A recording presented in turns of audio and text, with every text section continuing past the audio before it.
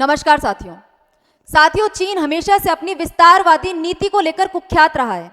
अपने आसपास के देशों की जमीन पर चीन अपनी नजर बनाए रखता है। आसपास के छोटे मोटे देशों की जमीन पर अपनी नजर बनाए रखना, उनमें विस्तार करते रहना, ये चीन की हमेशा से नीति रही है। आप यदि एग्जाम्पल्स की बात करें तो तिब्बत को चीन के द्वारा अपने अंदर मिलाया गया। उसके बाद पाकिस्तान ने अक्साई चीन को सौंप दिया। भारत के अरुणाचल प्रदेश पर चीन अपना दावा जताता रहा है। हाल ही में दावा एक बार और चीन के द्वारा किया गया, जिसको पाकिस्तान तक ने भी सपोर्ट किया। उसके बाद जापान के साथ चीन के विवाद चलते रहते हैं। सेनकाकू और डियायू आइलैंड्स को लेकर हमने हाल ही में जो विवाद हुआ था, उस चीज को लेकर भी डिस्कशन किया था। अब हाल ही में एक और बड़ी रिपोर्ट के अंदर ये खुलासा किया गया है कि चीन रूस की जमीन तक पर भी नजर बनाए हुए है। रूस की खुफिया एजेंसी FSB के द्वारा जो एक दस्तावेज तैयार किया गया है वो लीक हो गया, और उसके अंदर ये खुलासा हुआ है कि चीन रूस की जमीन पर भी निगाह बनाए हुए है और आने वाले भविष्य में उसको वापस से हासिल करना चीन चाहता है। तो आखिर चीन की मंशा क्या है? क्या ऐसा भविष्य में कभी पॉसिबल हो पाएगा? चीन की सरकार का इस पर क्या कहना है? आखिर कौन से वो रीजन है जिन पर चीन नजर गड़ाए हुए है? इन सभी चीजों की चर्चा हम आज के सेशन में करने वाले हैं। तो चलिए सेशन की शुरुआत करते हैं। मेरा नाम है चारू गुप्ता और मैं स्वागत करती हूँ आप सभी का चारू एजुकेट्स पर। दोस्तों, सेशन की शुरुआत करें उससे पहले आप लोगों से एक रिक्वेस्ट, यदि वीडियोस आपको अच्छी लगती है तो लाइक जरूर से कर दें।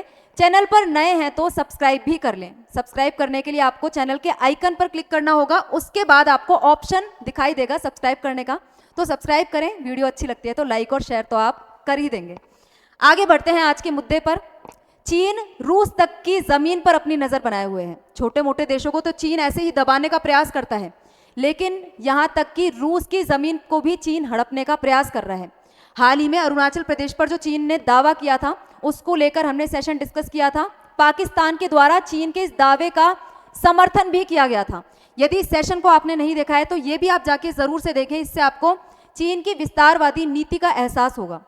अब यहाँ पे बात कर लेते हैं कि रूस तक की जमीन को लेकर चीन अपना दावा पेश करता रहा है। चीन के अंदर काफी सारे राष्ट्रवादी समूह हैं। चीन के काफी सारे ऐसे लोग हैं जो चाहते हैं कि इस जमीन को जो रूस के पास है वो चीन वापस ले ले। वापस ले ले क्यों कहा जा रहा है? क्योंकि ये जमीन एक समय पर चीन का ही हिस्सा हुआ करती थी, जिनमें दो जगह के नाम आपको दिखाई देंगे। एक तो आपके सामने दिखाई दे रहा है अमूर ओब्लास्ट, और दूसरी जगह है व्लादिवोस्तोक। व्लादिवोस्तोक, यदि आपको कुछ याद आ रहा हो, हमने अभी इस चीज को लेकर चर्चा की थी। चेन्नई से लेकर व्लादिवोस्तोक तक मैरीटाइम कॉरिडोर भारत और रूस के बीच में बनाए जाने की बात कही जा रही है। पुतिन जब अभी भारत की यात्रा पर आए थे तब ये व्लादिवोस्तोक काफी चर्चा में रहा था। चेन्नई से लेकर व्लादिवोस्तोक तक हम एक मैरीटाइम रूट तैयार कर रहे हैं। और दूसरी ये एरिया है अमूर ओब्लास्ट। ये दोनों ही इस वक्त रशिया के पार्ट हैं, और चीन चाहता है, चीन के राष्ट्रवादी समूह चाहते हैं कि हम इस एरिया को रूस से वापस ले लें, क्योंकि ये एक टाइम पर चीन के हिस्से हुआ करते थे। अब इस चीज को जैसे ही रिपोर्ट लीक होती है FSB की, रूस की खुफिया एजेंसी की, वैसे ही न्यूज बनना यहां पर तय है कि क्या शी जिनपिंग, क्या चाइना रूस की जमीन को कब्जाने की फिराक में है? क्या भविष्य में ऐसा पॉसिबल हो सकता है? तो अब आप यहाँ पे देखिए, रूस के साइबेरिया के इलाके के अंदर व्लादिवोस्तोक और अमूर ओब्लास्ट के एक आइलैंड पर चीन की नजर है। रिपोर्ट के मुताबिक इन दोनों ही एरियाज के आसपास की जमीन चीन के द्वारा खरीदी जा रही है। जो चीन वाला इलाका है वो, जो कि अमूर ओब्लास्ट और व्लादिवोस्तोक से सीमा साझा करता है, उस एरिया के अंदर चीन की सरकार के द्वारा कृषि भूमि खरीदने के नाम पे जमीन को अपने कब्जे में लिया जा रहा है।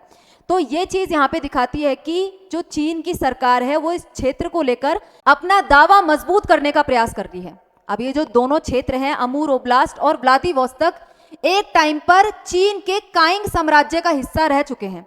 चीन के जो काइंग डायनेस्टी थी या फिर किंग डायनेस्टी थी, उसका हिस्सा ये दोनों इलाके हुआ करते थे। 150 साल पहले 19वीं सदी में किंग राजवंश ने इन दोनों इलाकों को रूसी साम्राज्य को सौंप दिया था। तो आप सोचिए, व्लादिवोस्तोक और अमूर ओब्लास्ट एक टाइम पे चीन का हिस्सा थे, लेकिन 19वीं सदी में चीन कमजोर पड़ गया था। किंग डायनेस्टी के टाइम पर चीन की जो अर्थव्यवस्था है या फिर चीन की जो सरकार है, वो उस समय पर जो चीन का राजवंश है वो कमजोर पड़ गया था। 19वीं सदी में अफीम युद्धों के अंदर चीन हार गया था। ब्रिटेन और फ्रांस से चीन के राजवंश के युद्ध हुए थे। तो अफीम युद्धों में ब्रिटेन और फ्रांस से हारने की वजह से चीन की जो काइंग डायनेस्टी थी उस वक्त काफी कमजोर पड़ गई थी और उस समय का फायदा रूस के द्वारा उठाया गया।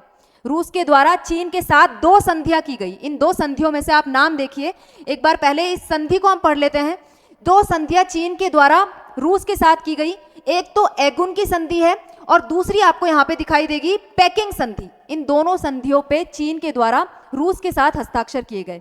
1858 के अंदर हुई एगुन संधि, इस संधि के माध्यम से अमूर नदी के उत्तर का बड़ा इलाका रूस को मिल गया। यही इलाका अमूर ओब्लास्ट कहलाता है। इसके बाद 1860 में एक और युद्ध चीन के द्वारा हारा गया। उसके बाद रूस ने एक और संधि करवाई जिसको पेकिंग संधि कहा जाता है और इसके माध्यम से व्लादिवोस्तोक का एरिया रूस को और मिल गया। तो अमूर ओब्लास्ट और व्लादिवोस्तोक 2 एरियाज रूस ने चीन से उस वक्त छीन लिए। आप ये कह सकते हैं कि मजबूरी में ही सही, लेकिन चीन ने अपनी मर्जी से संधि के तहत ये इलाके रूस को सौंपे थे।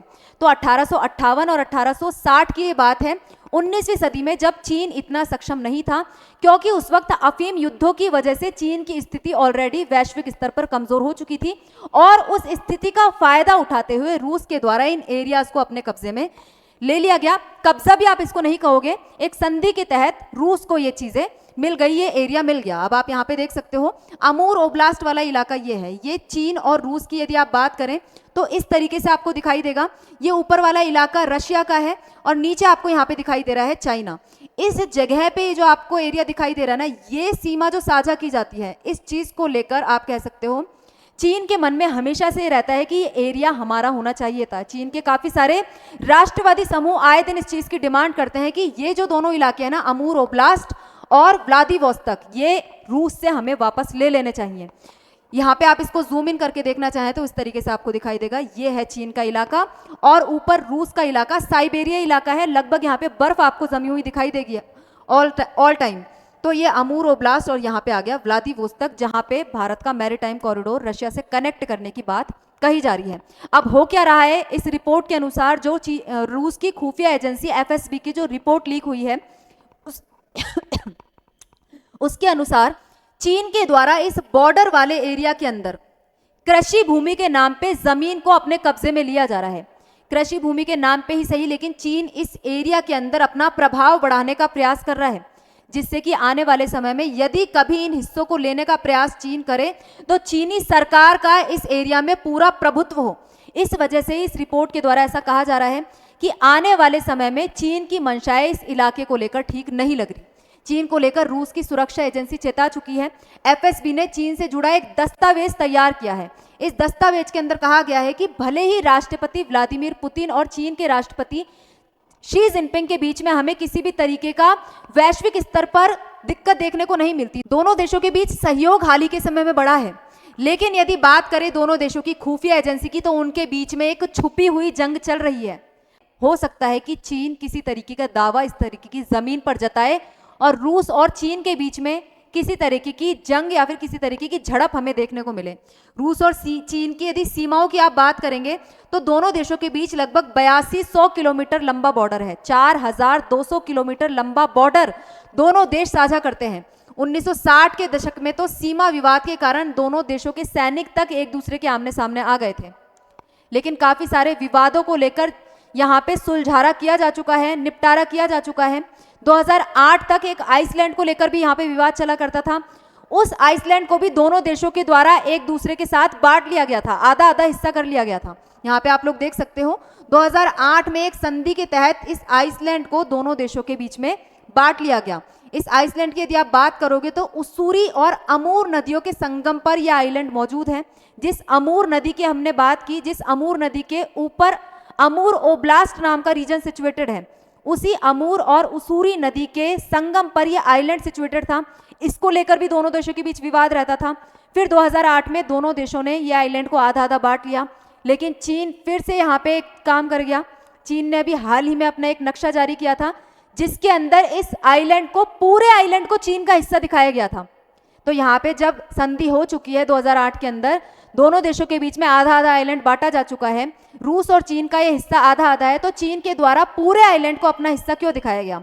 तो यहाँ पे चीजें भी इस एफएसबी के रिपोर्ट के दावे को पुष्ट करती है कि चीन की मंशाएं इस रीजन को लेकर सही नहीं है। 1990 और 2000 के दशक में कई सारे समझौते चीन और रूस के बीच में हुए और विवाद सीमा पे जो है वो उसको ऑलमोस्ट निपटारा कर लिया गया, लेकिन चीन की जो मंशाएं हैं उनको लेकर फिलहाल के लिए कुछ कहा नहीं जा सकता और दोनों देशों की जो सीमाएं हैं उनको लेकर फिलहाल के लिए खुफिया एजेंसी है वो एक दूसरे से शीत युद्ध की तरह, आप कह सकते हो शीत युद्ध की तरह जंग में बनी हुई है। दोनों देश आपस में ऊपर ऊपर से दिखाने के लिए काफी अच्छे इनके संबंध हैं।